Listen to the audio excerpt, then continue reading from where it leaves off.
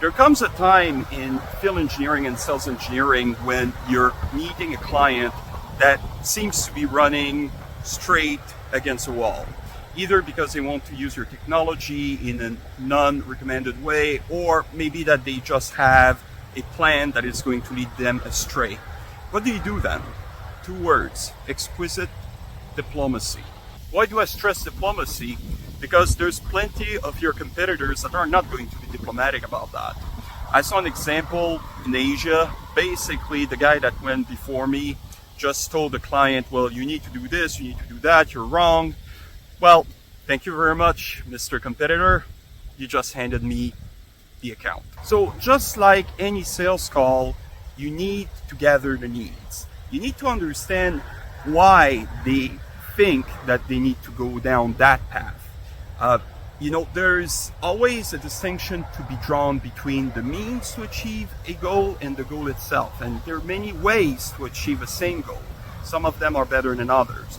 But first, you need to understand what these goals are.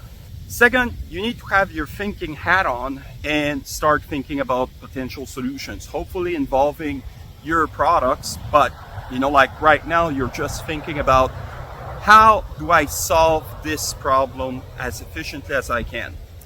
And again, there are many paths toward that goal, and you want to discuss with your client the pros and the cons of each approach.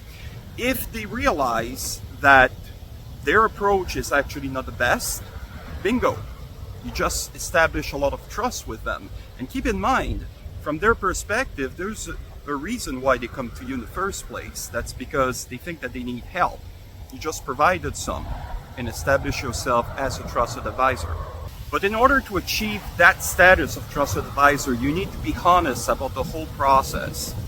If you start with something in your head saying like, I absolutely need to put them onto that path because it's best for me personally, well, you're going to end up with a conflict of interest. Now, obviously, you're in sales. You want to sell, but take the high road and take the long-term approach as well. If today you setting them with a solution that they just don't need, they're going to remember it and you're going to lose that account forever. On the other hand, if you can actually weave yourself in their solution, but maybe that's something that is a little bit cheaper, a little bit less involvement, well, that's to be repaid later on. I mean, that's going to be appreciated because again, there are many people in the field, they're just going to take the money and run away. Again, in the spirit of building a long-term relationship, you also want to make sure that what you're committing yourself and your team on is actually deliverable by you.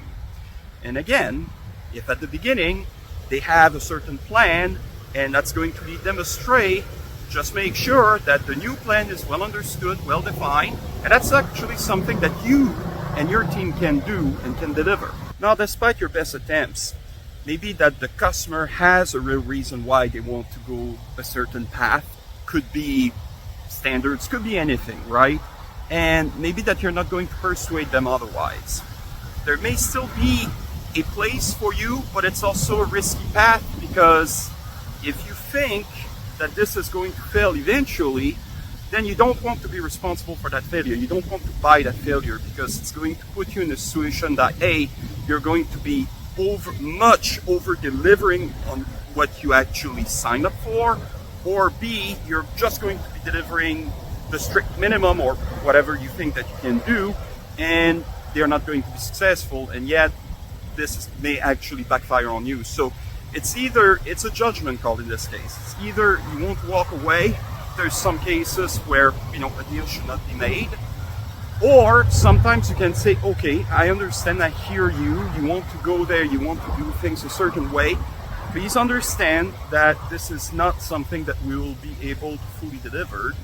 This is what we can do, and you need to be extra clear, both orally and in a contract, to say, this is where we can go, this is how we can help you, but no more. And you know what?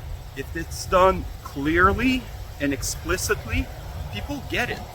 And they're going to be giving you credit for that as well.